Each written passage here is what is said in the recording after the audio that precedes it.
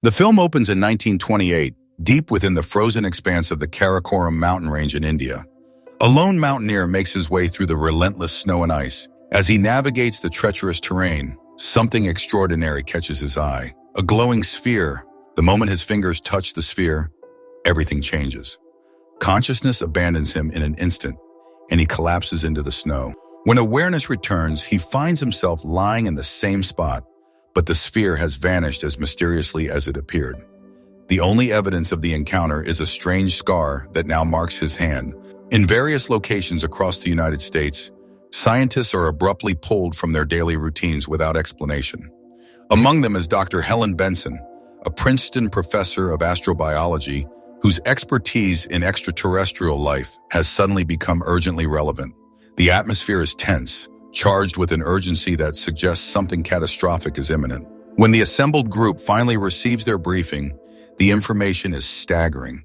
An unknown object of massive proportions is hurtling through space directly toward Earth at approximately 1/10 the speed of light. Calculations indicate that it will impact Manhattan within hours. The government officials present make clear that this is not a drill or a hypothetical scenario. This is real, and the potential for complete devastation is absolute. The scientists are tasked with formulating some kind of survival plan.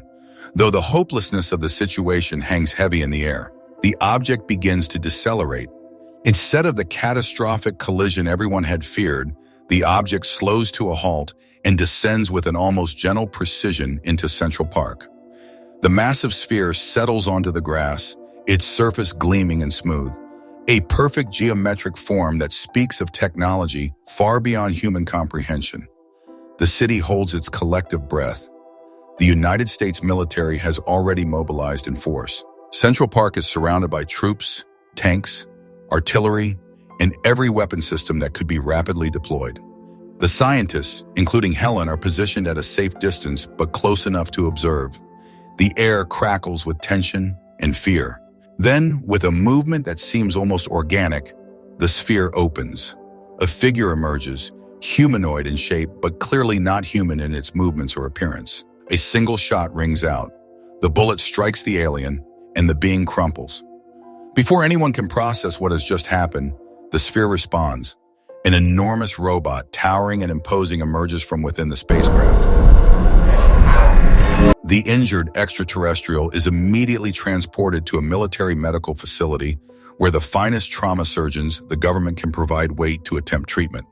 What they discover as they begin emergency procedures is both fascinating and disturbing. As they work to remove the bullet, they realize that what appears to be the alien's body is actually something else entirely. A biological suit, almost placenta-like in its structure and function. They find underneath it a being that appears remarkably human. More extraordinary still, the being begins to age rapidly before their eyes, maturing from what looks like an infant form into a fully grown adult in a matter of moments. When the transformation completes, the being opens its eyes. The man lying on the operating table is Klaatu, and his face is familiar. The exact likeness of the mountaineer from 1928, the man who had encountered the sphere in the Karakoram Mountains decades ago. He's brought before Regina Jackson, the United States Secretary of Defense, a hard-nosed political operator accustomed to dealing with threats to national security through force and strategic positioning. Klaatu delivers a message that should be welcomed, but instead triggers immediate defensiveness. He is a representative of a collective of alien civilizations, and he has come to speak to the leaders of Earth. Specifically, he requests to address the United Nations, to communicate his message to all of humanity at once. Jackson's response is swift and negative.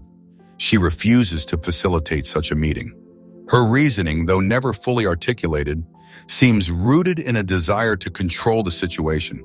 Rather than treating Klaatu as a diplomatic envoy, she orders him detained and transferred to a secure location where he can be interrogated.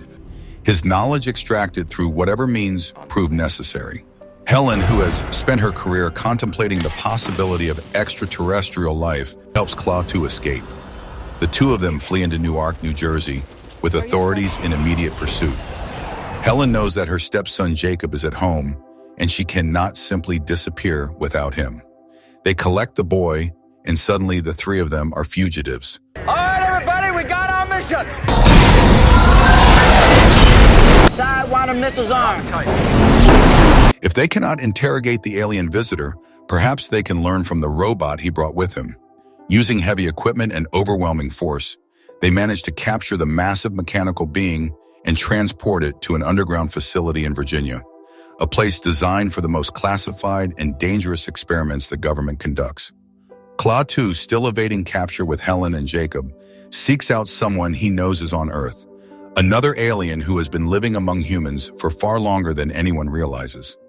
They find Mr. Wu, a man who appears to be in his 70s or 80s, living a quiet, unassuming life. But Mr. Wu is not human, despite decades of successfully passing as one. Klaatu seeks Mr. Wu's assessment of humanity. What he hears is not encouraging. Mr. Wu describes humans as fundamentally destructive, unable, or unwilling to change their ways, even when faced with the consequences of their actions. Mr. Wu's words crystallize Klaatu's purpose. He was not sent merely to observe or to offer warnings. He was sent to make a determination, and based on that determination, to act. The decision has been made by the collective of alien civilizations he represents. Earth is too valuable to allow humanity to destroy it. The planet's ability to sustain complex life is rare in the universe, a precious resource that must be preserved. If humanity cannot be trusted to protect Earth, then humanity must be removed from it.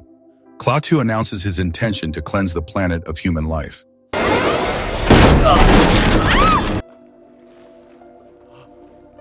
Nevertheless, Klaatu proceeds with his mission. He activates a network of smaller spheres that have been hidden across Earth, placed in strategic locations long ago in preparation for this possibility. Desperate to find some way to reach Klaatu, to convince him that humanity deserves a chance, Helen makes a decision. She knows of Professor Barnhart, a Nobel Prize-winning scientist whose work represents the pinnacle of human intellectual achievement. If anyone can speak to Klaatu as something approaching an equal, if anyone can present the case for humanity's potential rather than just its failures, it would be someone like Barnhart. While this philosophical discussion unfolds, events elsewhere have taken a dark turn. At the underground facility in Virginia, military scientists and engineers work frantically on the captured robot. They've designated it GORT, an acronym for genetically organized robotic technology, though this name reflects more human need to categorize than actual understanding. The robot remains dormant, unresponsive to all attempts at communication or activation. Jacob, Helen's stepson, who has been hostile and suspicious toward Klaatu throughout their time together, he manages to contact authorities and reveals Klaatu's location. Klaatu, aware of the approaching threat through means Helen doesn't fully understand, acts to defend himself and his companions. Helen is captured by military forces and brought before Secretary Jackson. Jacob, witnessing the destruction his betrayal caused, undergoes a transformation of his own. His hostility toward Klaatu shifts as he realizes the alien was trying to protect them, that his mother was right to trust him. The robot's solid form begins to dissolve, but not into debris or wreckage. Instead, it breaks down into countless smaller components, each one a winged, insect-like entity. These are nanites, self-replicating machines operating at a microscopic level, far more advanced than anything human nanotechnology has achieved. The swarm will erase all evidence of human civilization from Earth while leaving the natural world pristine and untouched. To convince him that humanity deserves a chance to change, she allows Helen to speak with Klaatu, betting humanity's survival on the bond that has formed between the scientist and the alien during their time together. Qualities Jacob and Helen herself have demonstrated finally tip the balance in Klaatu's mind. He decides to attempt to stop GORT, to call off the cleansing of Earth. With the last of his strength, he walks through the swarm toward the sphere. He reaches the sphere and places his hand upon its surface, completing a connection that sends a signal throughout the network of spheres and into the collective consciousness that controls the swarm. The response is immediate. The nanites cease their destructive work. The cloud begins to dissipate, breaking down into harmless, constituent elements, perhaps forever.